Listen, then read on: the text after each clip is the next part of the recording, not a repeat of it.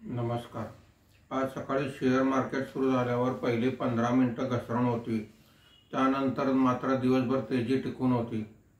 Market संपताना Sensex हा 106 पॉईंटनी वाढून 80,747 वर बंद झालेला आहे।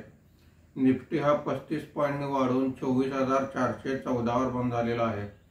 भारतीय सैन्याने पाकिस्तानमध्ये केलेल्या कारवाईमुळे आज दिवसभरात बाजारात चिंता होती, पण तरी सुद्धा मार्केट तेजीमध्ये बंद झालेले आहे।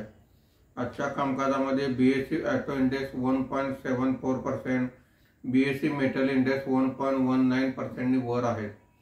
बीएसई कंझ्युमर गुड्स इंडेक्स 0.41% खाली आहे। BSE mid cap index 1.36%, BSE small cap index 1.16% वर आहे। आजच्या कामकाजामध्ये निफ्टीमध्ये वाढलेले मुख्य शेअर्स पुढील प्रमाणे: Tata Motors 4.95%, Bajaj finance 2.15%, Shriram finance 2.12%, Jio finance 1.95% अशी वाढ आहे।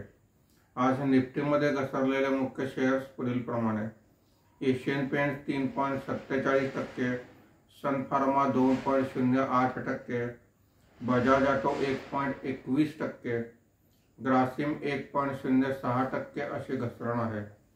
आज एफआयआयने 2580 कोटी रुपयांची खरेदी केलेली आहे। देशीय वित्तीय संस्थांनी 2728 कोटी रुपयांची खरेदी केलेली आहे। आज coal India, United Breweries, Dabur यासहित काही कंपन्यांचे क्वार्टरली रिझल्ट आलेले आहेत। धन्यवाद।